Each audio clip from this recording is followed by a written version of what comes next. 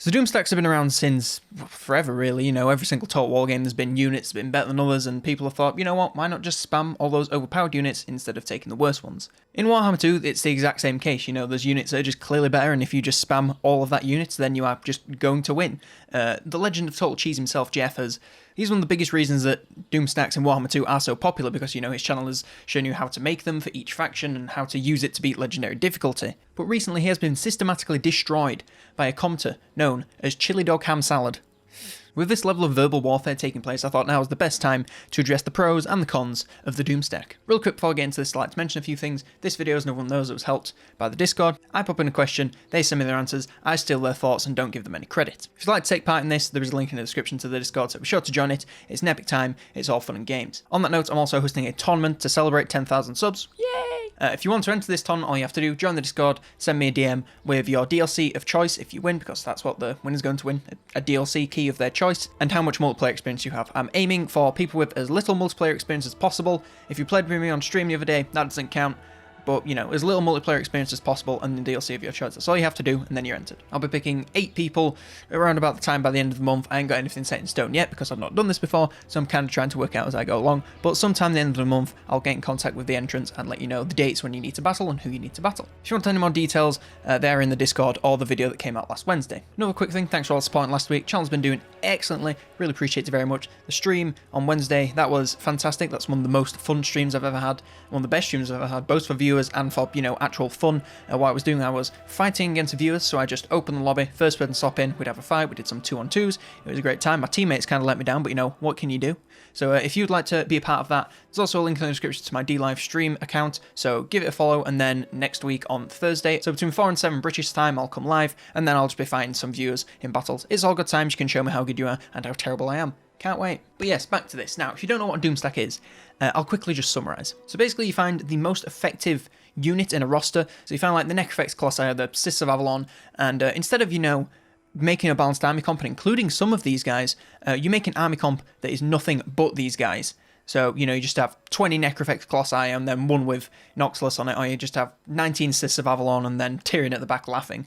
It's an easy way to beat the game. Of course, it's different for every faction, but normally these compositions are the strongest possible compositions you can come up with, at least when you're fighting against the AI, because the AI will just say, oh, he's just got a lot of range units, you know, we need to charge him down, that's what we're going to do, and then they'll just run into you, get ripped to pieces by all your ranged units, and they can't really do anything about it. It's the best way to beat the game on high difficulties. I haven't personally played it, I don't personally use Doomstacks, but you know, from my viewpoint, this is basically what it looks like to me. They are, of course, looked at as the best way to cheese the AI on harder difficulties. Of course, I mentioned before, Legends of Total War, he uses these quite a lot, and he obviously can beat legendary difficulty fairly easily, and using Doomstacks just makes it into a complete walk in the park for him at least. Now, to first of all go over the pros, the reasons why you should use Doomstacks. Now, they are legitimately strong, there's no two ways about it, you know, using the strongest unit in the roster and just putting 20 of those down, it's obviously just going to work, you know, it just makes sense. If this unit by itself is extremely good, you get 18 more of them, it's probably still going to be really good. A lot of these units you also use are quite normally a jack of all trades and are really good in every category.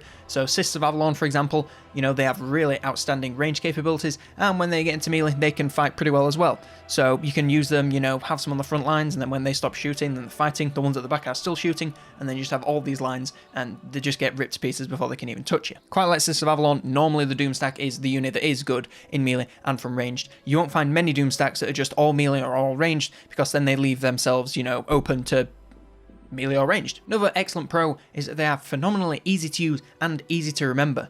You know, if you are thinking of a balanced team comp, let's say my balanced team comp for the Dwarves. I made that guide about a year ago, and I can't really remember the composition. I think it had Ironbreakers in it and some Hammers, maybe some Slayers, but I can't really remember.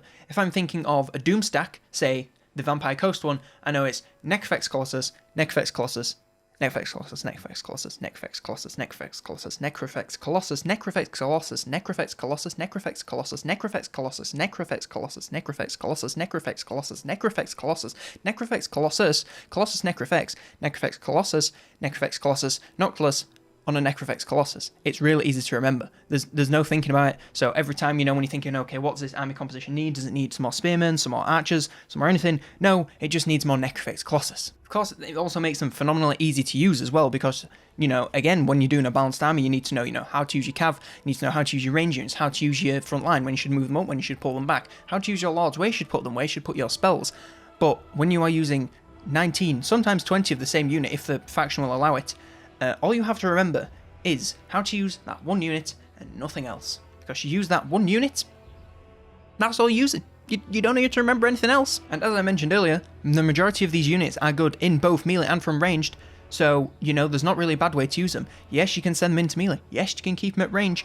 Whatever you do, they're going to do a fine job, so it's ridiculously easy to use them. This, of course, makes them incredibly noob-friendly because, when you are starting out the game and you have to learn how all the different types of units work, just learning how one works, it cuts the time that you have to learn the game into like a tenth. It's crazy. Another bonus of Doomstacks is that it makes harder difficulties, semi-possible for the average Joe. Now, normally on Legendary difficulty, or, very hard or whatever, I don't personally play these, but, every single battle is going to push you. The AI gets loads of cheats to its leadership and its defense, and it's near impossible to kill them. But if you use a Doomstack, as I said, you're going to be pelting them from range. It doesn't really make a difference, because, when you're fighting in melee, the thing is, when you fight in melee, 9 times out of 10, you win that fight when the enemy runs away and starts to break their leadership, calls them to go away, crumble, whatever. When they have increased leadership, you have to fight them for longer, and you're going to be taking damage all of that time. So if you're going on a one-on-one fight, great swords versus great swords, your great swords are going to lose against the exact same great swords, sometimes some of a lesser rank, purely because of the cheats that the AI gets. Whereas, if you're attacking from range, you can just shoot at them, and all that you're going to have to expend is a little more ammo, and just, try and delay them getting to you as much as possible. You're not going to have to fight them, so the unit's not going to lose any health, it's still going to be fighting at maximum efficiency. It just kind of takes quite a bit of the challenge out of it. And on hard difficulties, you're going to have to use, as many strategies as you can, cav flanks, trying to get the correct shots off, trying to sandwich them in between your infantry. With this, again, you can just use one strategy, and it'll probably work every time. We interrupt our program to bring you this important message. Are you an epic gamer in search of some fashionable garments? You crave the attention of the lady, but in your ragged burlap loincloth she won't even give you the time of day? Introducing COLONELDAMNEDERS merchandise, the only way to go if you're trying to get into the lake of the lady. We've got t-shirts, hoodies, and even mugs in a variety of designs that are sure to garner you some divine favour. Every item also comes in a variety of colours, so you can pick one up for each day of the week to always be styling and profiling. You can even get stickers so you can add some pizzazz to anything. Your car, your computer case, hell, you can even stick one on your mother. So, if you want the confidence to commune with the lady, then there's no better way than to acquire some of the most epic merch this side of the internet. All the info you need is just mere clicks away in the description below. And now we return you to your regularly scheduled programming.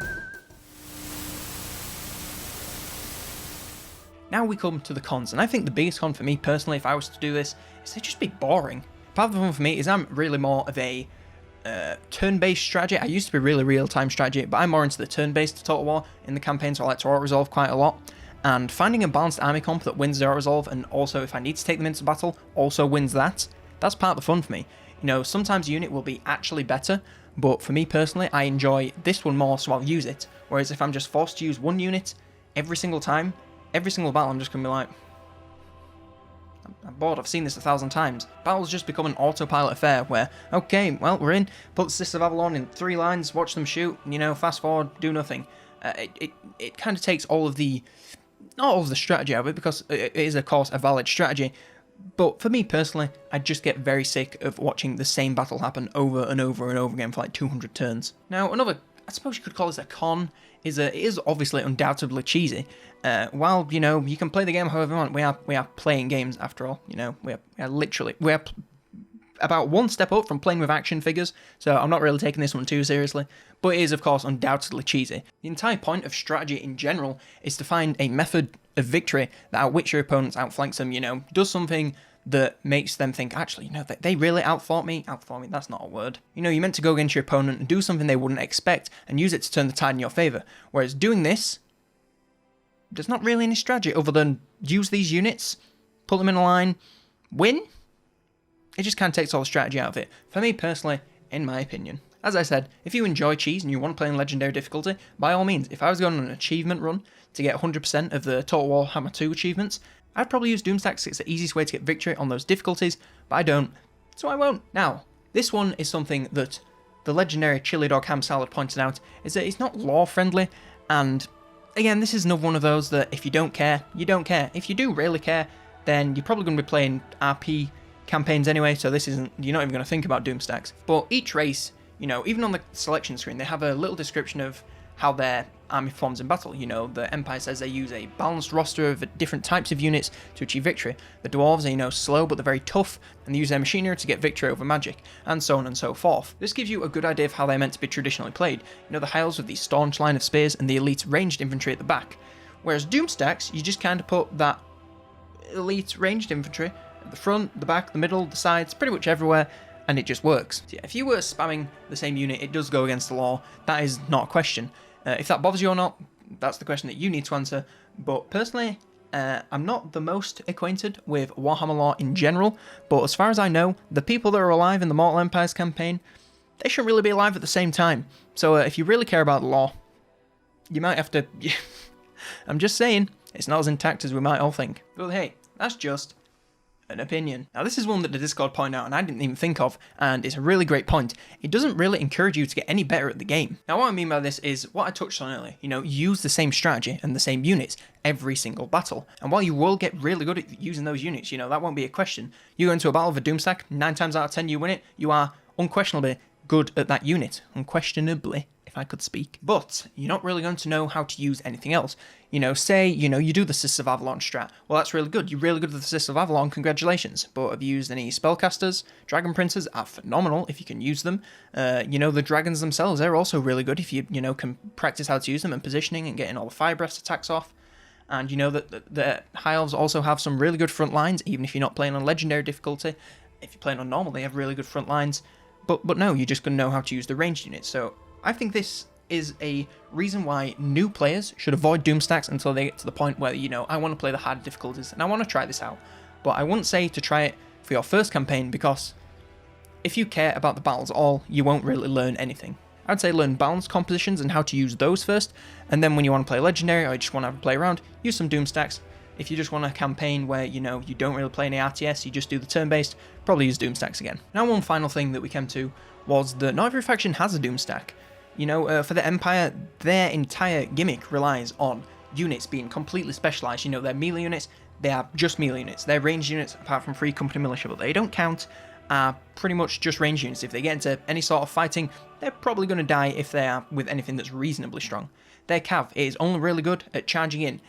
Their artillery is only really good from a long distance. You see my point? They are very specialised, so making a Doomstack from one of their units, I suppose if you're going to do it, you know, you could do something like a steam tank, but it wouldn't be incredible. And same for Bretonia, you know, I don't like Bretonia anyway, so this might be clouding my judgment, but I couldn't pick a unit from Bretonia that I would say, you know what, that's a good Doomstack. Of course, Legend could do it because, you know, he's Legend of the Total Bloody War. Of course, he'll be able to think of one. So if you just use Doomstack strategy all the time, and you play, you know, you play Vampire Coastline, you think, oh, I'm loving this Necrophect strategy, man, it's working so well. I'm fancying a Bretonia game. Oh, let's make my Doomstack. And then you can't make one, you're going to be completely screwed because you don't know how to use an army that isn't a Doomstack.